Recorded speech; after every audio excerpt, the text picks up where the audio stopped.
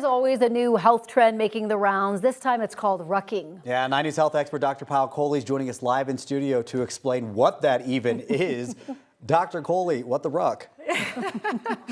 Oh, that was risky. That was Good risky, job. but look, I didn't say it. I didn't say it. Yeah. What is rucking? So I learned about this from my cousin, in fact, because it really is a health trend that's out there, and it's come from ancient military times. You think about our military, how did they used to walk around with big backpacks, right, carrying weights, and that's how our body was designed. So this is essentially a cross between walking, which is kind of your cardio, and strength training. So you're carrying weights on your back while you're walking, and it's a way to actually maximize the benefits of exercise.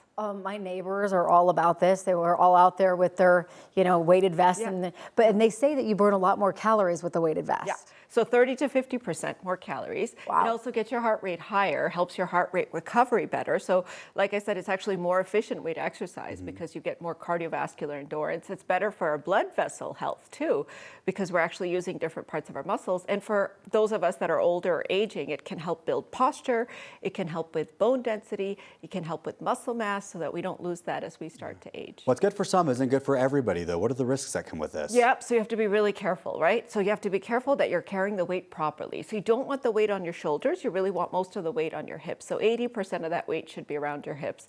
And that's why sometimes you think about using those rucking vests or using what's called a rucksack, which is a special backpack that balances it.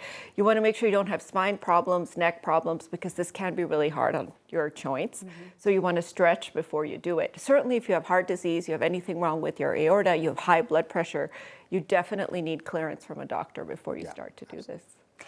It's so interesting that this is such a trend. My mom was told don't do it, but she has neck and back problems because you could think that maybe it does compress the spine in some way. It does, but if you're carrying the weight around your waist, it actually helps the spine stand up straighter and builds kind of those core support muscles. So even for older women, if they're cleared by their doctor, I'm actually a fan. But this is how you should know whether you could start it. If you can walk 30 minutes without getting short of breath, that means you're ready to start. You start with 5 to 10 pounds.